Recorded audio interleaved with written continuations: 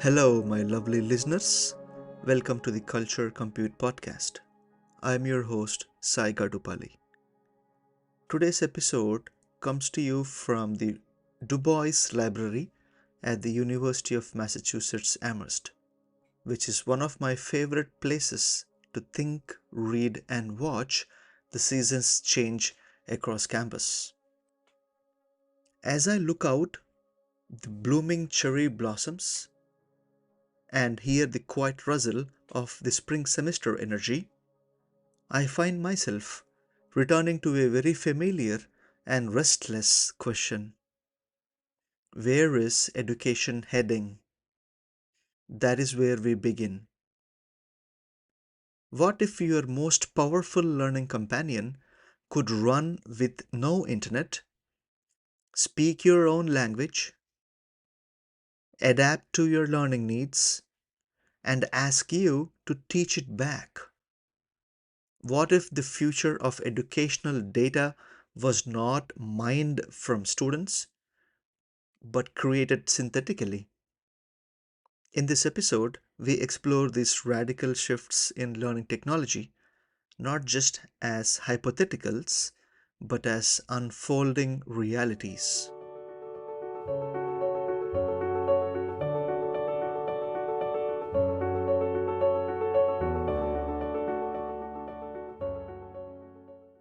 Before we get into research, I have two quick updates from my own work. First, I have recently launched a new YouTube Kids channel called Equations and Echoes.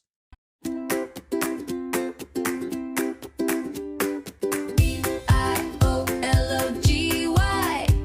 Let's learn what it means. Come on, don't be shy. Biology. The science of life, and here's why.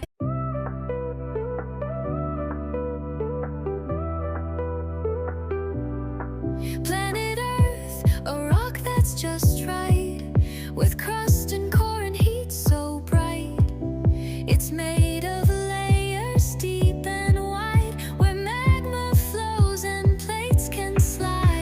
Long ago in desert land, algebra began by hand. A man named Al-Khwarizmi wrote a math book full of signs and notes. Geometry is shapes and lines, circles, angles, fancy signs. It helps us build and draw a map and see the world in every gap. It is an AI powered music platform where science and math concepts are transformed into lyrical videos for K 12 students and teachers. Each song is created using multimodal generative AI and integrates visual storytelling along with some dynamic scene transitions. I created these videos to be a plug and play resource for classrooms, tutoring centers, or homes. I will share the link to the YouTube channel in the show notes below. Secondly, I am very thrilled and humbled to share that one of my recent AI experiments, exploring on device AI for computing education, especially in low infrastructure schools, has been selected for presentation at the International Conference on Advanced Learning Technologies in July 2025. This work focuses on enabling AI models to run locally on basic devices without any cloud or internet. You might ask why. Because innovation should not just require infrastructure privilege. I will share more on this as soon as the paper is published in July.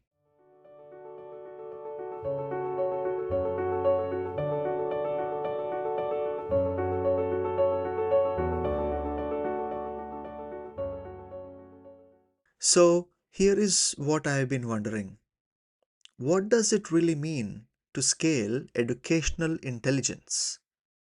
Not just technologically, but ethically, contextually, and globally.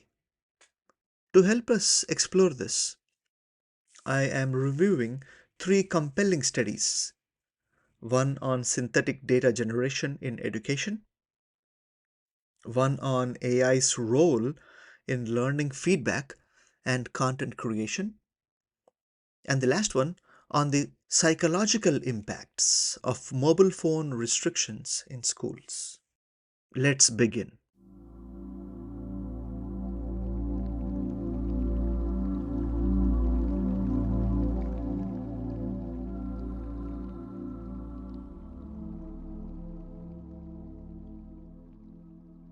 Mohammed Khalil and colleagues at the University of Bergen from Norway offer a powerful editorial in the British Journal of Education Technology titled AI for Data Generation in Education Towards Learning and Teaching Support at Scale. This research article, originally published in February 2025, introduces a special issue focused on the role of synthetic data and generative AI in education. The editorial surveys five empirical studies addressing synthetic student data, AI generated assessments, multimodal learning materials, and privacy preserving datasets. One recurring theme emerges: large language models and synthetic generators work best as support systems, not as replacements for educators. Human judgment remains vital. This editorial advocates hybrid strategies that balance privacy, scalability, and educational authenticity, particularly in under resourced environments. It is a clarion call to harness AI with pedagogical intent, cultural sensitivity, and empirical rigor. The broader premise is very striking. When real educational data is scarce or protected, we can now generate synthetic data, which is artificially produced student responses, simulations, and entire datasets that mimic real patterns. These datasets are used to train AI models, simulate learner profiles, and even pre-test math questions. One standout example is the use of large language models as synthetic respondents to psychometrically evaluate assessments before they reach students. As an example, to visualize this, imagine preparing for a lesson by running your material through a group of invisible AI generated learners. They don't get tired, they don't miss school, but they offer just enough human like feedback to help teachers refine, adapt, and preempt confusion. Of course, synthetic data is not without its own risks. The authors stress that no AI system can substitute the granular insights that human educators bring to the classroom. But when used in tandem, hybrid approaches can amplify reach without compromising empathy.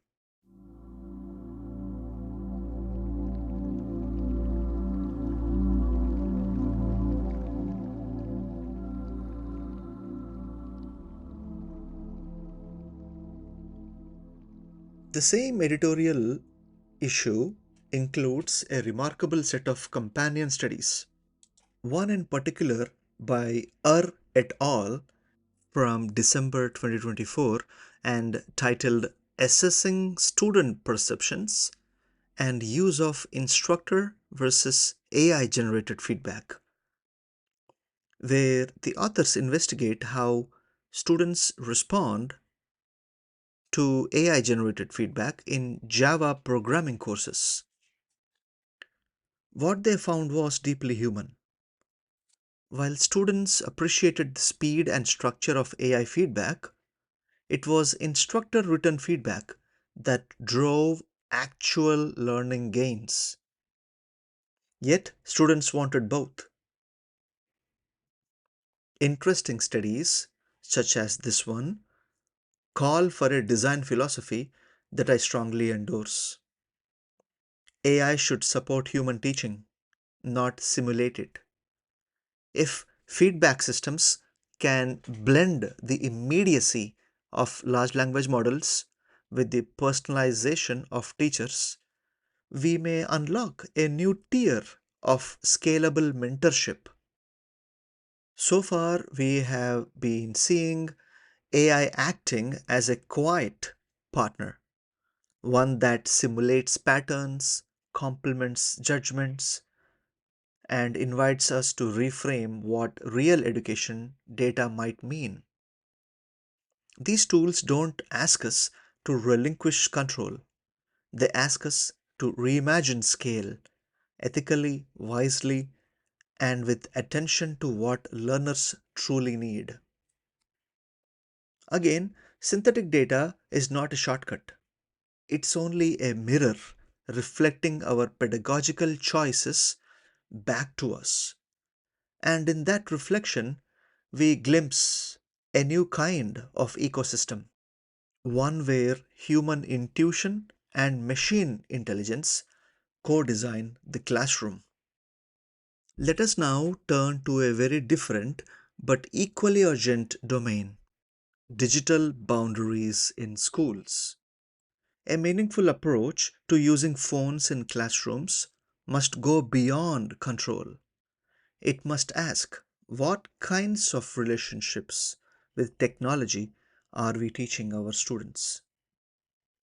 A new study by Goodyear et al., published in the Lancet Regional Health Europe, tackles this question through a rigorous observational study across 30 secondary schools in England. Their goal: to assess whether restrictive mobile phone policies have any measurable effect on adolescent mental health and behavior. The results are surprising. While strict school phone policies did reduce in school phone and social media use, they had no significant impact on the overall daily screen time or student mental well being. Even more, rates of anxiety, depression, sleep quality, and the academic performance remain unchanged across restrictive and permissive schools. Yet the study confirmed a crucial insight.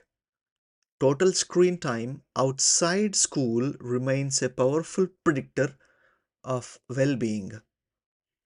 Students who spend more time on phones and social media, regardless of the policy, showed a higher level of anxiety, poorer sleep, and reduced academic performance.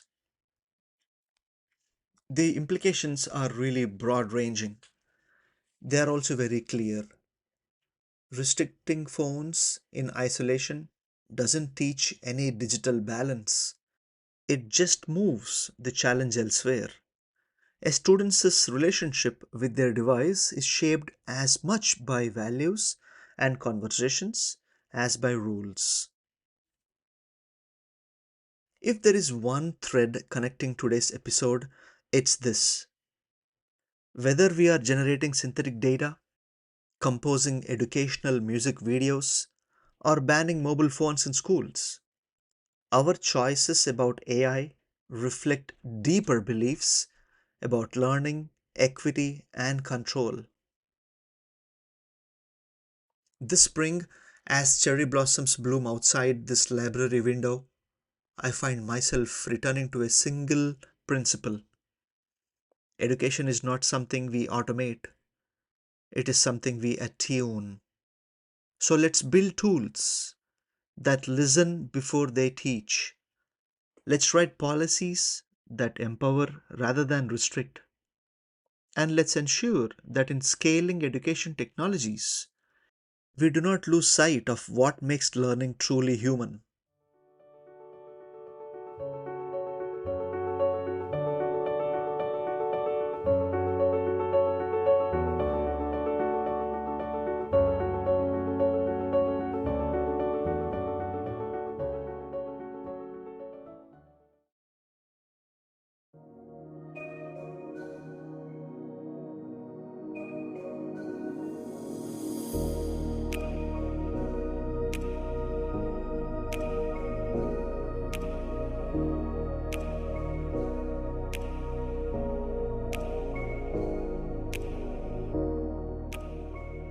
If you would like to dive deeper into any of these research papers discussed today, the links are available in the show notes.